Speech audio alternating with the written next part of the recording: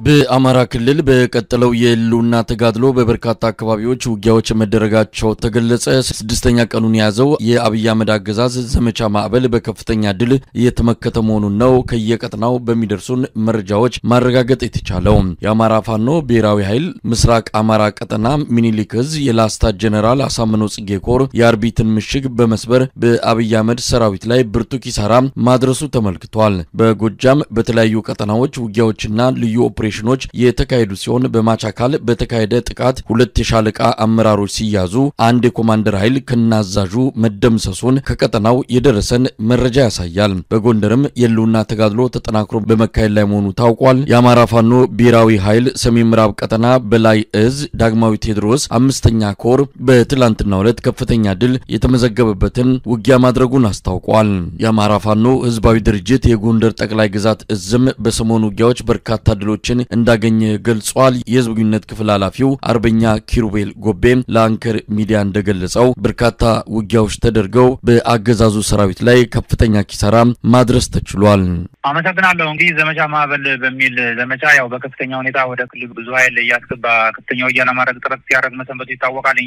አገዛዙ ስርዓት እንግዲህ በእኛ ቀጠና በተለይ በጎንደር ቀጠና ማለት ነው ሰሞኑን ሰላማዊ ሰልፍ በሚል ብዙ እንቅስቃሴ ያደርግ ሰንብቷል። በዚህም ሰላማዊ ሰልፉን ለማስተጓጎልና ለማስቀረት ያው ብዙ ጥረት ሲደረግ እንደነበረ እናንተም መረጃ ይኖራችኋል። በዚህም ብዙ በጎንደር ዙሪያ ባሉ ወረዳዎች ከፍተኛ ተጋድሎ ተደርጎ በተለይ ጸጥታ አመራር የሆኑ ለስርዓቱ የሚያሽቃብጡ ብዙ አመራሮች የተመቱበት ወደ ማክሰኝት ጸዳ ዙሪያ ይዞ እዛው ጎንደር ከተማ አየር ማረፊያውን ጨምሮ ማለት ነው እዛው በቅርብ ርቀት ባሉ ከተሞች ቆላድባና ጨዋሂት መሰል ከተሞች ላይ ተመሳሳይ ድርጊት ለመፈጸም ጥረት አድርጎ ያው በከፍተኛ ውጊያ ጭምር ተደርጎ የተበተነበትና ማህበረሰቡን አስገድዶ በተለይ ጎንደር ከተማ ላይ የወልቃይትን አጀንዳ ምክንያት በማድረግ ለወልቃይት ተሰለፉ በሚል ሰበብ ከቤተክርስቲያን የነበሩ ምዕመናንን ጭምር ነጠላ ልብሶ ሰላማዊ ሰልፍ ለማድረግ ጥረት አድርጎ ነበረ። እሱ የከሸፈበት ከፍተኛ እንቅስቃሴ ሲደረግ መሰንበቱ ይታወሳል።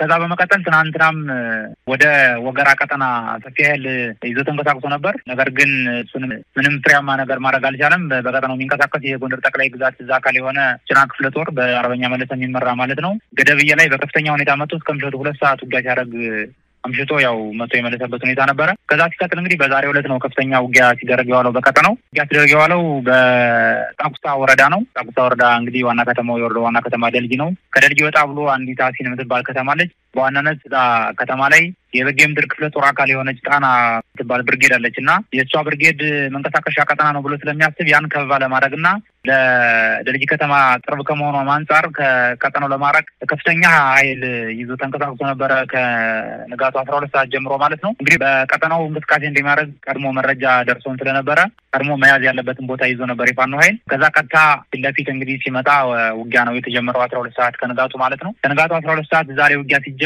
በቀጠናው ይንቀሳቀሱ የነበሩ ሌሎች የናደው አይሸሽምና ፋሲል ብርጌዶች ከቆላድባ ጀምሮ ቆላድባ ጨዋሂትና ደልጊ በሰፊ ርቀት በመዘርጋት በየከተሞቹ በቀጥታ በመግባት ተጨማሪ ኃይል ወደ ጠቀስኩት ቦታ እንዳይሄድ ለማድረግ ከፍተኛ ጥረትና ተጋድሎ ሲያደርጉ ውለዋል። እነሱ በዚህ መንገዱ ሲዘጉለት እንግዲህ ወደዛ የሄደው ኃይል በከፍተኛ ሁኔታ ተቆርጦ ከፍተኛ ምት ሲመታ ነው የዋለው። እንደነገርኩ ዙ 23 ሞርተርና ድሽቃ ጭምር ጭኖ ነው ወደ ከተማው አቅንቶ የነበረው። እንግዲህ እዛም ቦታ ላይ ያው ከተማውን በከፍተኛ ሁኔታ ለመደብደብ ጥረት አደረገ ልክ ሌላ ቦታ ላይ እንደሚያደርገው ማለት ነው። ነገር ግን ቀድመው በዚህ የሆነ ቦታ ይዘው የነበሩ ፋኖዎች ያው መነቃነቅ አልቻሉም። በከፍተኛ ሁኔታ ሲመቱ ነው የዋሉ። ውሎውን ውጊያ ሲደረግ ከዋለ በኋላ ከምሽቱ 1 ሰዓት ከ40 ወደ 2 ሰዓት ገደማ ነው ውጊያው ያለቀው። በዚህም ውጊያ ይዞት ከመጣው ኃይል ውስጥ እንግዲህ በእኛ ግምት ሞርተር ዙና ድሽቃ ይዞ የሚመጣው 500 እና ከዛ በላይ ኃይል ሲኖረው ነው ሰራዊቱ ሌላ ጊዜ ይዞ የሚንቀሳቀሰውና ትክክለኛ ቁጥሩን ባናውቀውም ወደዛ ገደማ የሚሆን ሰራዊት ይዞ ወደ ቀጠናው ተንቀሳቅሶ ነበረ። ከፍተኛ ውጊያ ሲደረግ ከዋለ በኋላ ግን ከምሽቱ 2 ሰዓት እጅግ በጣም በቁጥር ትንሽ የሆኑ ሰራዊቶች ብቻ እየተሯሯጡ ወደ ደልጊ መግባት ሲችሉ ሌላው ሰራዊት በከፍተኛ ሁኔታ ሲመታ ውሎ እጅግ በጣም ብዙ ሙትና ቁስለኛ የተረፈረፈበት የተወሰነ ኃይል ደግሞ የተማረከበት ሰብአዊና ቁሳዊ በተለይ ቁሳዊ ምርኮ በከፍተኛ ሁኔታ የተገኘበት ሁኔታ ነው ያለው። በውጊያው ላይ ብዙ ቁስለኛ ሆኖ ሊተርፉ የሚችሉ እንትኖች ነበሩ ሰራዊቶች። ነገር ግን ቦታው ገደላማ ከመሆኑ የተነሳ በገደል ሁሉ እየገቡ እየተከሰከሱ የሞቱበትና እጅግ በጣም ከፍተኛ ኪሳራ ያስተናገደበት ውጊያ ሲደረጉ አልመሰለኝም። ምናልባት አጠቃላይ ይሄ ዘመቻ ማዕበል እንግዲህ አቅደው የፋኖን ቀድሞ ሊመጣ የሚችልን ጥቃት ለማክሸፍ በሚልም ተልኮ ወስዶ የገባ ኃይል ነው። በአጠቃላይ ዘመቻው ከሽፏል ማለት እንችላለን። እንግዲህ ዘመቻው እስከምን ቀን እንደታቀደ ባናውቅም እስካሁን ባለው ሂደት ከጀመረበት ቀን አንስቶ ምንም አይነት ስኬታማ የሆነ ጊዜ እያሳለፈ እንዳልሆነ ነው ሌሎች አካባቢዎች ላይ ባሉ መረጃዎች የምናየው። እኛም አካባቢ ላይ እየተደረገ ያለው እንግዲህ አንዱ የዘመቻ ማዕበል አካል በአካባቢው ሰላማዊ ሰዎችን በማስገደድ ሰላማዊ ሰልፍ ማስወጣትና ድጋፍ ያለው ለማስፈል ጥረት የሚያደርግበት አንዱ አካል ነበረ። እሱ ቀደም ባለው ጊዜያት ያው እንደምናውቀው ተኮላሽቶበታል፣ ከሽፏል። በብዙ ቦታ ላይ አስገድዶ ለማሰለፍ ያደረገው ጥረት የከሸፈበት ሁኔታ ነበረ። ቀደም ብዬ እንደገለጽኩልህ ወደ ወገራ አካባቢም ተመሳሳይ ድርጊት አድርጎ በአራት አቅጣጫ የመጣን ኃይል መጥተው በቀጠናው ይንቀሳቀሱ የነበሩ ሌሎች የአፋብኃ ኃይሎችም ነበሩ። እነሱም ጋር በጥምረት ጭምር ተመቶ የተመለሰበት ሁኔታ ነበረ። ወደዚህኛው ቀጠናም አሁን እንዳልኩ በከፍተኛ ሁኔታ ነው የተመጣ በዛሬው ቀን ማለት ነው። እንግዲህ ይሄኛው ቀጠና በተለይ ዛሬ የተመጣበት ቀጠና ወደ መተማና ቋራ ጭምር የሚንቀሳቀስበት ቀጠና ከመሆኑ አንጻር ብቻ አካባቢውን ሰላም አደርጋለሁና የቋራና መተማ ኮሪደርን በተለይ በነጻነት እንቀሳቀሳለሁ ብሎ የሚያስብበት መንገድ ነበር እና እሱም ስኬታማ ሳይሆንለት ነው የቀረ እና በጥቅሉ ይሄ ወቅት በተለይ ለስርዓቱ እጅግ በጣም ምቹ ያልሆነ ወቅት ነው። እንደምናስታውሰው የክረምቱ ወቅት ቀደም ባሉት ባለፈው ዓመት ማለት ነው እጅግ በከፍተኛ ሁኔታ ሲመታበት የከረመው በተለይ ይሄ ጭቃውና የዝናብ ወቅት ከለላና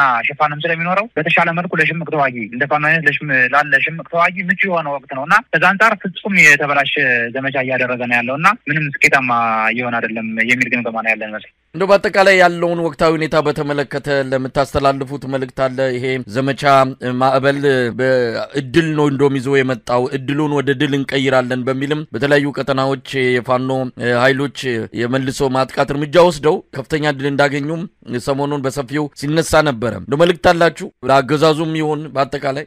አዎ ምንድነው መልእክታችን? በተለይ ቀደም እንደገለጽኩልህ የወቅት ከፍተኛ ተጋድሎ የምናደርግበት ወቅት ከመሆኑ አንጻር ስርዓቱ በማወቅም ባለማወቅም እያስገደደ ጭምር ወደ ወታደር ካምፕ እየጠረነፈ እያስገባ እያሰለጠነ የሚልካቸው ብዙ ህጻናት አሉ። በዚህ በሰራዊት ውስጥ ተጠርንፈው ሳያምኑበት አንዳንዶቹ ማርገን ስንጠይቃቸው በተለይ ከደቡብ ክልልና ከአዲስ አበባ አካባቢ ሳያውቁ በግድ ታፍሰው የመጡ ብዙ የሰራዊት አባል እንዳሉ ነው የሚነግሩና አሁን ላይ እየተደረገ ያለው ውጊያ ለእነዚህ ኃይሎች በተለየ ሁኔታ ራሳቸው ሊያድኑ የሚችሉበት ጥሩ ድል ይዞ የመጣ ወቅት ነውና ራሳቸውን እንዲያተርፉ በተለይ ዛሬ በከፍተኛ ሁኔታ ነው እንግዲህ እንደነገርኩ ሲመታ የዋለው። ምናልባት ይሄ ከመፈጠሩ በፊት ግን ምቹ ሁኔታዎችን እያመቻቹ ሊወጡ የሚችሉበት እድል ሰፊ ስለሆነ ቢወጡና ፍላጎታቸው ታይቶ የሚስተናገዱበት ነገር ቢመቻች መሄድ የሚፈልግ ይሄዳል። ከዚህ በፊት እንደምናደርገው ማለት ነው። እዚሁ መታገል የሚፈልግም አለ ከሌላ ብሔር ጭምር የተወለዱ እዚሁ መታገል የፈለጉ እዚሁ አሁን እየታገሉ ያሉ ኃይሎች ጭምራሉና እሱ ነገር ስለሚሆንላቸው መውጣት የሚችሉ ከሆነ ብቻ ሳይሆን የግድ መውጣት ስላለባቸው በዚህ ወቅት ላይ ይወጡና ራሳቸውን ቢያድኑ የሚል መልእክት አለን። በተለይ ተገደው ለገቡ ሰራዊቶች ማለት ነው። ከዛ ውጪ በሚኒሻና በአድማ ብተና ምናምን ሰበብ እያለ የጠረነፈው ኃይል አለ እንግዲህ ከዚሁ ከራሳችን ውስጥ የወጡ ብዙ በጥማጥም የተገዙ ሆዳሞች ማለት ነውና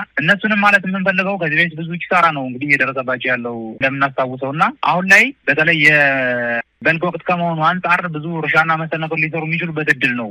ብዙዎቹ ሀብት ንብረታቸውን መሬታቸውን ቤታቸውን ጭምር ሳይቀር ጥለው ነው እንግዲህ ተጠርንፈው እዛ ገብተው ዋጋ እየከፈሉ ያሉትና ለዚህ ለማይረባ ተልካሻ ለሆነ ስርዓት ነገ ከነገ በኋላ ለእነሱ ጭምር ዋስትና ሊሆን የማይችል ስርዓት እንደዚህ አይነት ዋጋ ከመክፈል አሁን ላይ ያለንበት ወቅት ጥሩ ወቅት ስለሆነ የአማራ ፋኖን ትግል መጣችሁ ልትቀላቀሉ እባካችሁ በሚል በድጋሚ አሁንም ጥሪያችን ማቅረብ እንፈልጋለን። በጣም አመሰግናለሁ። አርበኛ ኪሩቤል